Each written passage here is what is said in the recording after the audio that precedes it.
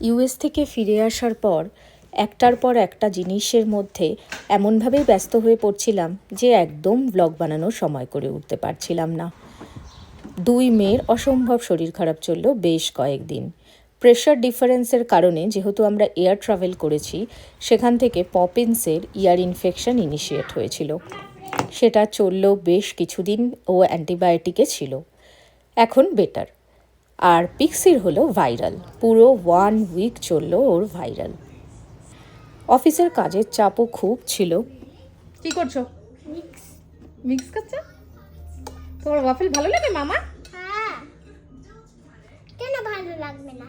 তাই তো সেই তো, ভালো করে মিক্স করো, দাঁড়িয়ে থাকলে হবে না।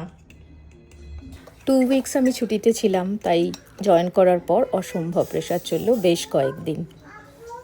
ক্যানাডাতে নর্দার্ন অন্টারিওতে সিভিয়ার ওয়াইল্ডফায়ার চলছে থান্ডার বেতে। সেটা আমাদের থেকে 2 থেকে 2.5 ঘন্টা দূরে হলেও কিন্তু ওয়াইল্ডফায়ারের ইম্প্যাক্ট আমাদের শহর এবং পার্শ্ববর্তী সমস্ত শহরের ওয়েদারের ওপর পড়েছে। এই সপ্তাহের শুরু থেকেই পুরো আমাদের এই অঞ্চলগুলোতে অরেঞ্জ ওয়েদার হয়ে গেছিল।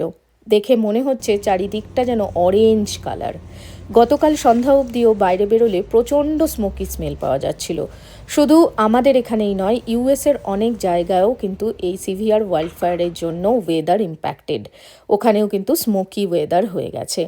আজকে বিকেলে ফিল করলাম স্মোকটা অতটা নেই, অনেকটাই ক্লিয়ার হয়ে গেছে।